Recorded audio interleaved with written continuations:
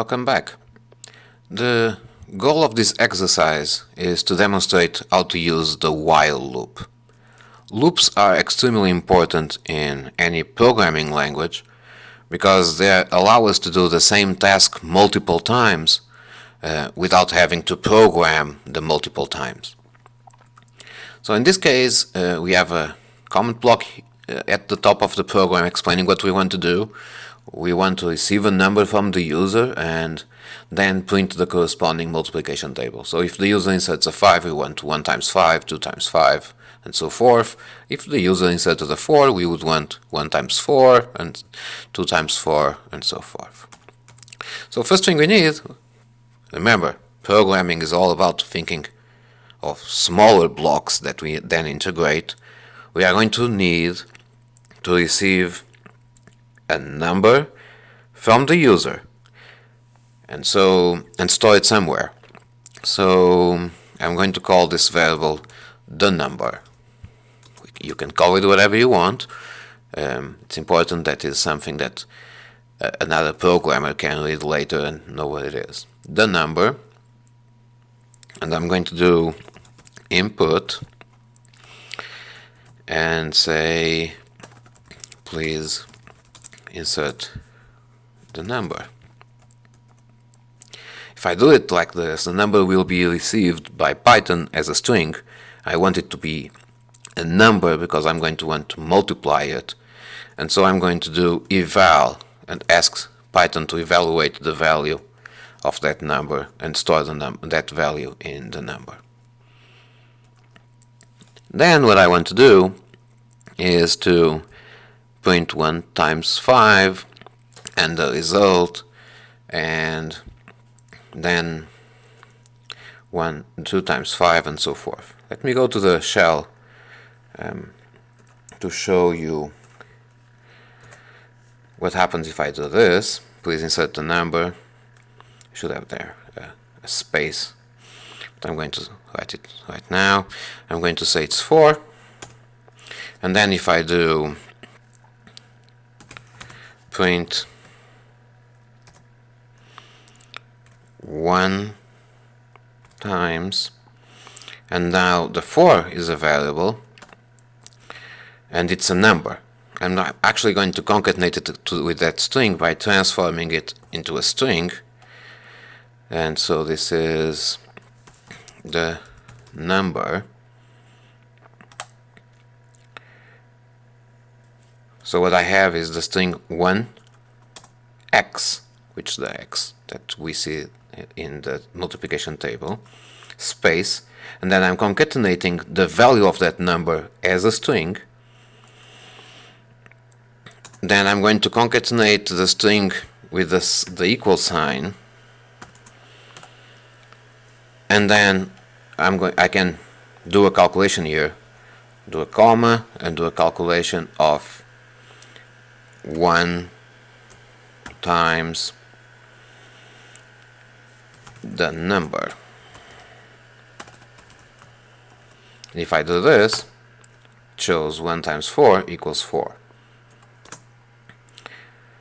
Now if I want to do for the 2, I can do the same thing.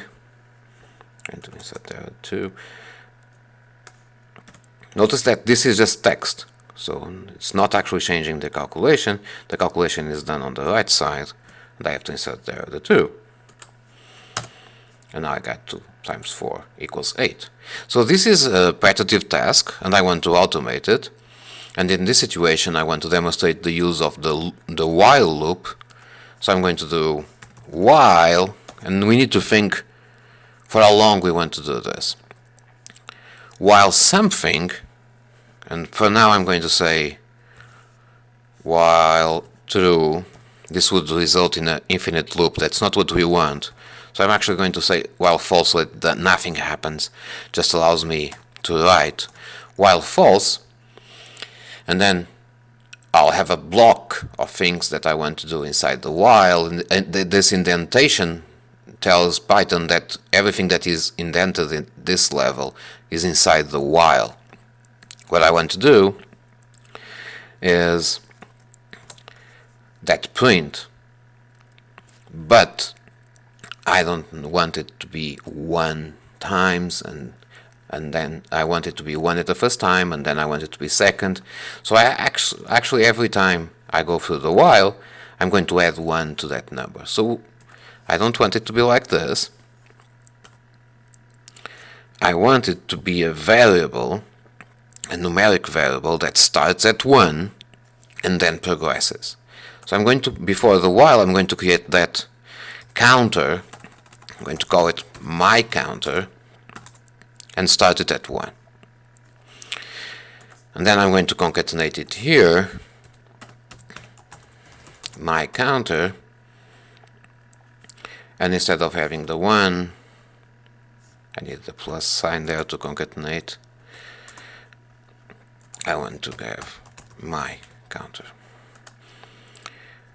So I want to do this, and then when I'm done with this, I don't want the counter to be 1. I want it to be now 1 plus 1. So I'm going to say that my counter is, there's another way of doing this, but this is very explicit, and if you're learning how to program, this is the best way to do it.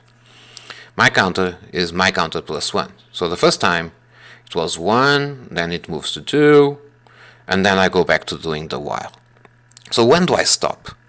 Now that we have the counter, we actually can tell the loop when to stop. We want to do this while the counter is not the counter, the my counter, that's its name. The computer doesn't know that my counter is a counter, so we need to make sure that we are copying the exact same words, while my counter is lower than, and so while it's lower than 11. We want to do it until it's 10. If it goes into being 11, then we don't want to do it anymore. Let's give it a go and see if we did this correctly, if we didn't miss anything. And now there's no parameters here. Please insert the number. I should have had